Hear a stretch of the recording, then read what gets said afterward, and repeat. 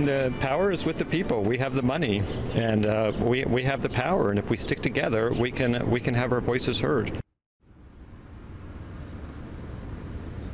We're in Parkdale with a major development you'll only see here on City News. As we've been telling you for months, this neighborhood is where hundreds of renters have been refusing to pay their rent, fighting back against rent increases by MetCap, which at 6 buildings in this neighborhood. Now, City News has learned exclusively that the two sides are now sitting down to talk and could be close to an agreement.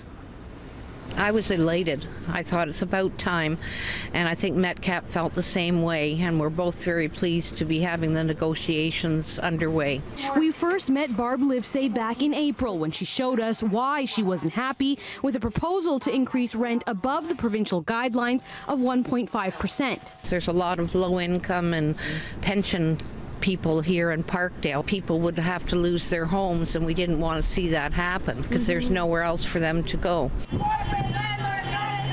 Livesay is one of more than 300 tenants across 12 MetCap-owned buildings in Parkdale who refused to pay rent through May and June, a bold move that many questioned at the time. I'd never been involved in a protest before, so it was something totally new for me. I was scared. I thought if we go on rent strike, we'll get evicted and be on the street. Eviction notices were sent out, some over banners advertising the strike. Hey, guy! Hey, guy! Drop the AGI! Tensions between renters and MetCap officials escalated as the weeks went on. A protest in June saw MetCap CEO Brent Merrill narrowly avoid hitting a protester outside one of his buildings.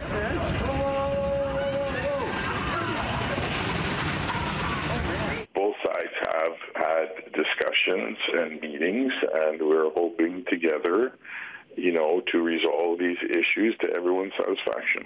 But now Merrill says cooler heads are prevailing. City News has learned that officials from MetCap and Aimco, the two companies that own the buildings, have been meeting with tenant representatives and Parkdale legal team over the last 2 weeks. It was a huge win. I mean, I'm not aware of any other landlord that sits down with their tenants and negotiates AGIs. The whole process has been very empowering.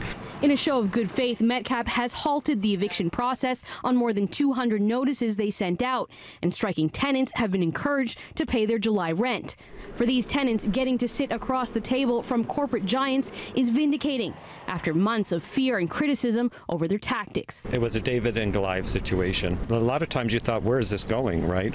How's this going to end? I hope that other people are inspired to stand up and take control of their neighborhoods.